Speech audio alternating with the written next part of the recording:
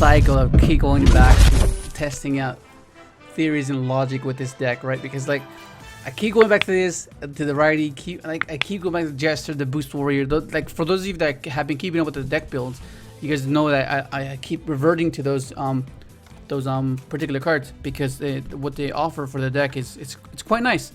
Because it adds a little bit of resiliency. Because it's like if they ash you or they imperm you or they droplets you, they can just special hit and then do the Halq play, which is what I incorporated with this junk build, right?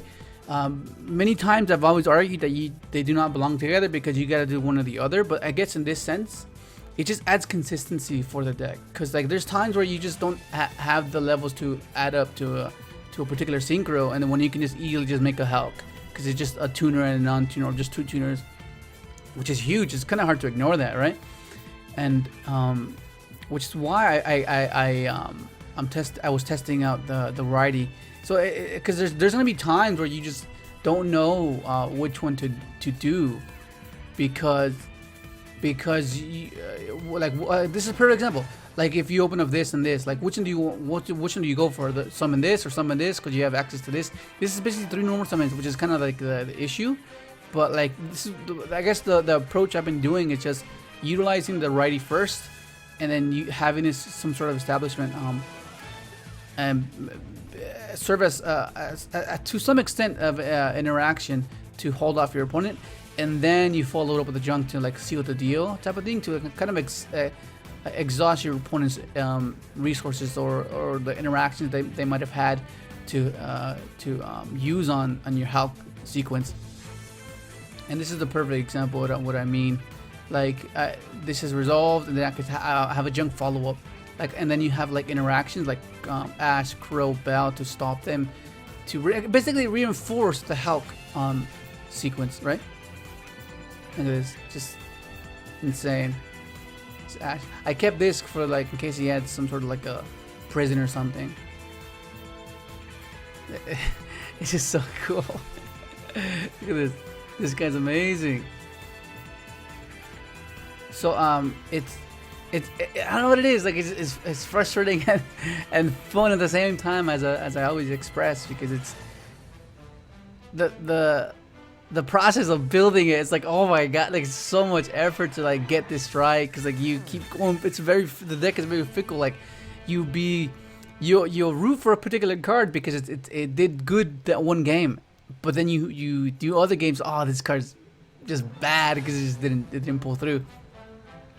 I'm playing Nibiru in this build because you're maxing on Paraverses, so you like it's not really much of an issue to tribute your stuff, right? Because you just recycle everything, and it just serves as like a multi-purpose card where it's interactive. And it serves as material to progress your combo, right? Because it's just a body. So that and a tuner, it gives you Halq, which is really nice. Because you don't have to be scared of or be paranoid that, oh damn, I'm going second, damn, I'm gonna lose. So you have some sort of a way to fight back, which is really which is a really nice thing.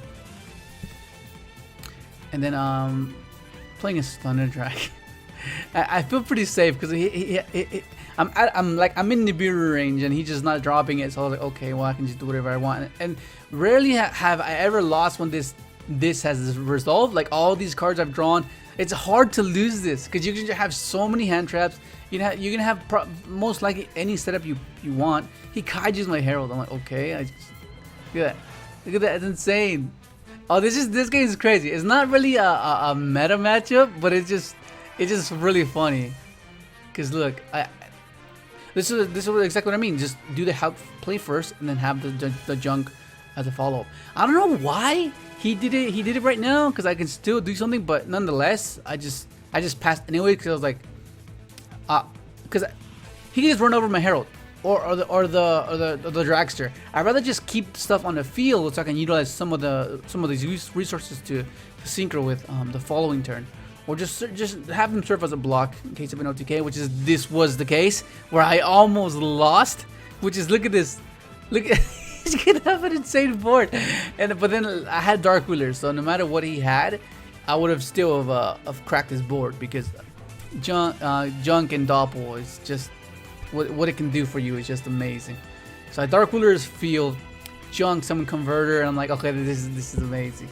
I don't know why he used the effects. Like maybe it prompted him, so it made him think that he could have. But nonetheless, it's just yeah. So the end goal here is try to get to a Silent Warrior, clear his entire board, and end with at least one interaction, whether it be a spell trap negate or a monster negate. Because you can't just end on Silent Warrior because they just have a top deck. So to have the option to have a spell trap negate with like Ash or a monster negate with an Ash is quite promising. So here's the deck list. If you've been following me, the way just the progress of this deck, the way it's built, keep going back and forth, utilizing the boost warriors, jesters, the boost. What's the little one? Boost.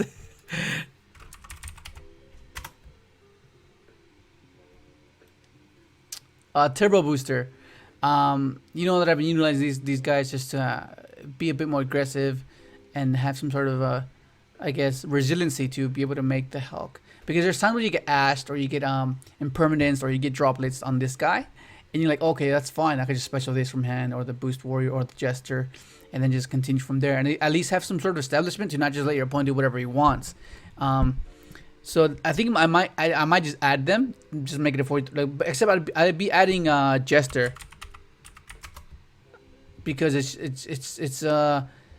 it doesn't require anything. Whereas boost warrior and turbo booster, they require something. Like they need to have a tuner on the field, or you have to have normal summon that turn. Whereas this one doesn't really. You just special summon it whenever you want. It's just more body to just be able to help you synchro into shaman or this, and then help you end on your boss monsters, right? But I think that's the only change, because there's so many times where I was like, oh, this gets like they crow the target, they bound me. I'm like, okay, well, it's bound by storm or something, which is something I really don't like about that. So then yeah, it's just something to consider. But nonetheless, it's just the whole theory behind this particular build is just having to utilize this first, do the Hulk play, and then follow it up with your Synchrons. Because if you think about it, like it can be a bit bricky with too many of the Synchrons, which is why I cut back on them. Like the only one you really want to summon is this guy, because it lets you have your shaman play and then helps you like synchro climb, and it helps your librarian just give you like all these hand traps, which is adding more Synchrons. Just look how many bricks you already have playing. Like 1, 2, 3, 4, 5, 6, like 6 bricks that you just don't want to do. And on top of having the variation of opening up doppels and junks, like this does nothing for you. Like if you open up this, it just does nothing. If you open up this side of the spectrum, like this, like it does not. It's interactive, but it doesn't promote your thing. Like unless you have to normal summon your Ash and make the Hulk play. But other than that, like it's just a nightmare to see this. Whereas if you open up with this guy and any of the tuners, it gives you combo. So I kind of want to minimize that, because it just sucks. Opening up a lot of Synchrons that they're bound by normal summon, which is kind of annoying. And I'm playing 2 of this guy because, like I said, you're maxing Pot of Avarice. So the likeliness of you having to redo your Hulk sequence is always a possibility, which is what I like. Because you're going to be interacting as much as, like, look at this, you have so many hand traps. You're going to be interacting, and then it's just, okay, just do it again, do it again. And try to exhaust your opponent's resources, which is the intention, right? But other than that, that's basically just the progress of the deck, man. It's super fun when it goes off. And, yeah, that's basically, I'm gonna keep working on it.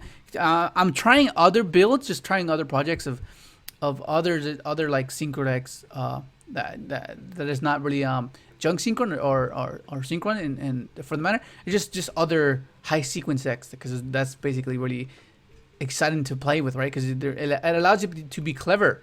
It's very unorthodox gameplay, which is what's exciting about it, because you think you can outplay your opponent, be like, okay, you have no idea what I'm about to do. Okay, do you want to interact here? Okay, it's fine. And you just surprise them with something else, which is the type of decks that I really enjoy. But anyways, that's gonna be it. Hopefully, enjoy the video. Like, subscribe if you haven't, and thanks for watching.